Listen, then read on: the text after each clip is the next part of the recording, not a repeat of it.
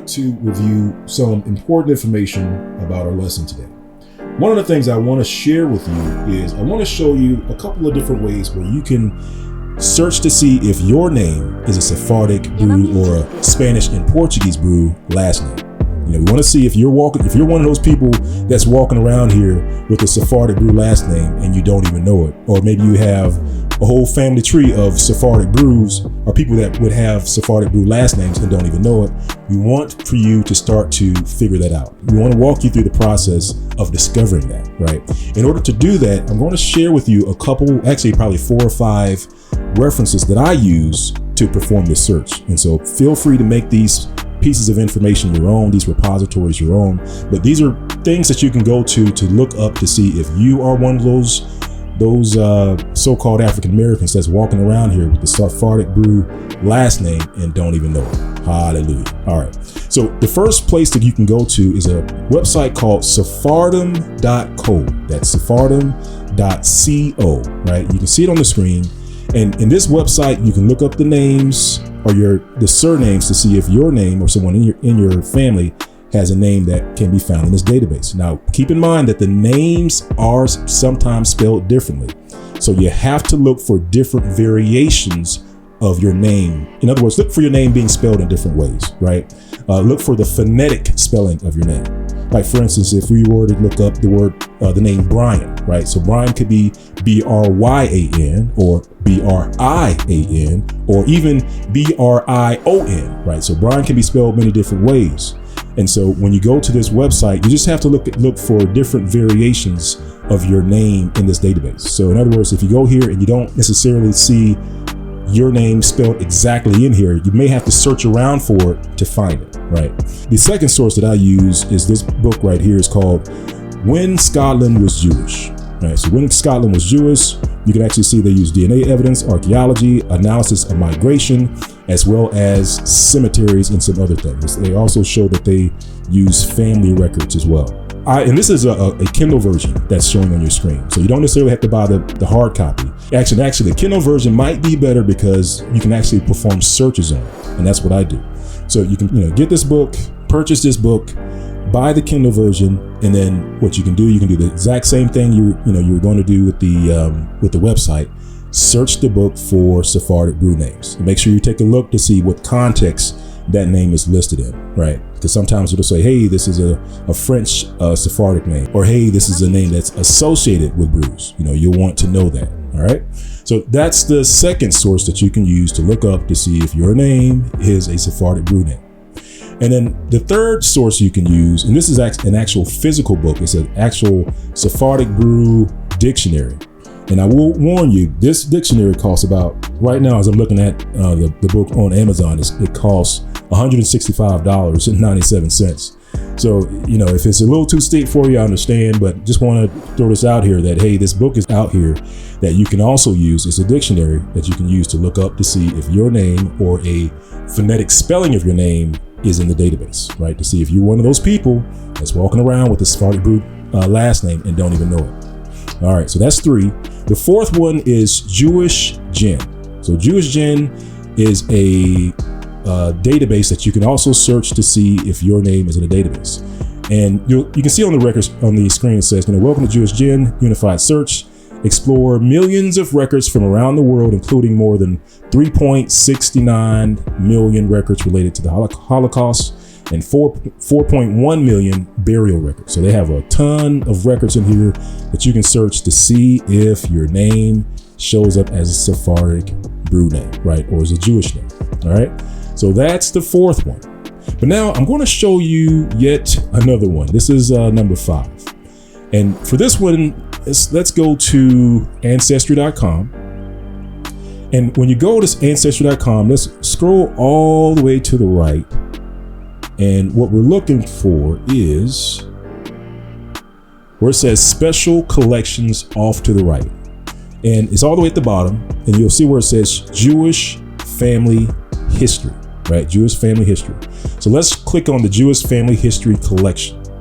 And this is another place where you can use to search to see if your name or your family's name is a Sephardic brew name, right? Or if it shows up in the records. And just to show you the information that's behind this ancestry site, it says, discover your story at our Jewish family history records. We've partnered with, and of course, Jewish Gen, which is what we just came from, American Jewish Joint Distribution Committee, and the American Jewish Historical Society, and Miriam Werner Roots to Roots Foundation Incorporated, United States Holocaust Memorial Museum, the USC Shoah Foundation, and Arrowson Archives to create a collection of over 20 million Jewish records. That's 20 million Jewish records. So they have quite a few Jewish records in here.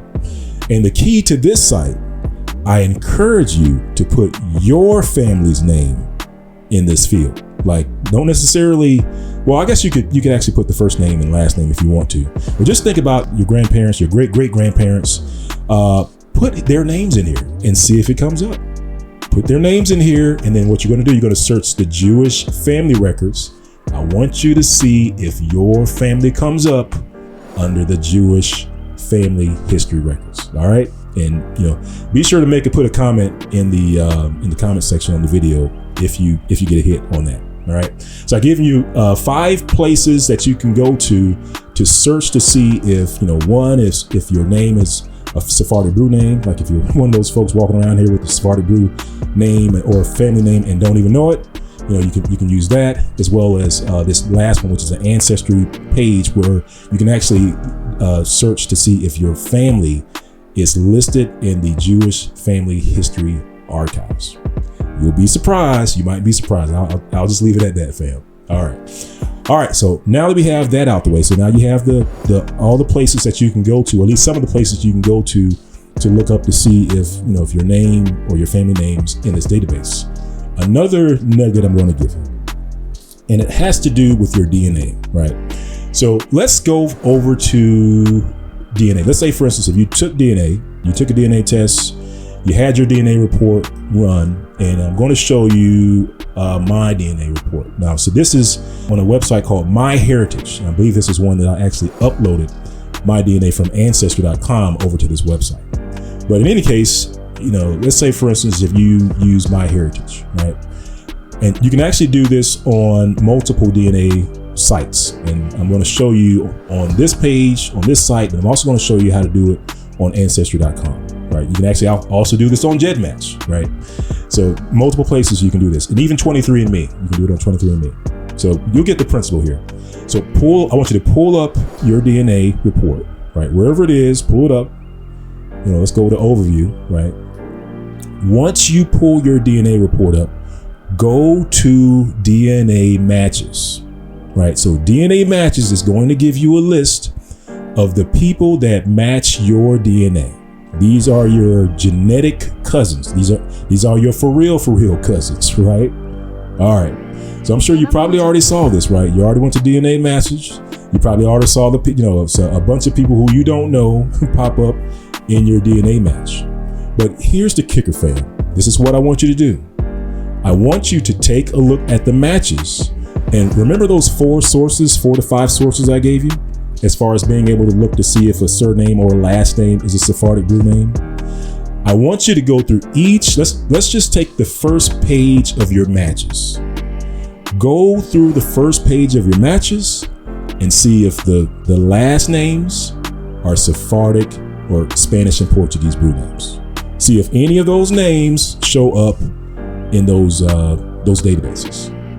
And just to give you an example, like for instance, on my page, and I have roughly, and I actually thought it was all, I think it's pretty much all of it, but on my page, I have 1, 2, 3, 4, 5, 6, 7, 8, 9, 10 results on this one page. And family, pretty much all of them are Sephardic brew names. Right? Just imagine, fam, if your DNA matches were coming back with all Sephardic brew names.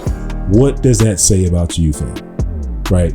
That means that you're Sephardic Brew, right? That's just another piece of the puzzle that confirms that you are a Sephardic or Spanish and Portuguese brew. All right, so you got it. Go to your DNA matches, look up the last names. Just take a handful of those last names. Go over to those 4 to 5 repositories I shared with you just a few minutes ago, and check to see if those last names are there. Right. So this is MyHeritage. So on my DNA report, like I said, pretty much all the names on my first page were all Sephardic Brew names. Okay. And then the other place where I uploaded my DNA was Ancestry.com. So if I go over to Ancestry.com, and I pretty much do the same thing. I go over to Ancestry, I click on DNA, I click on DNA matches. And again, it's going to give me a list of all the folks that are in my family tree.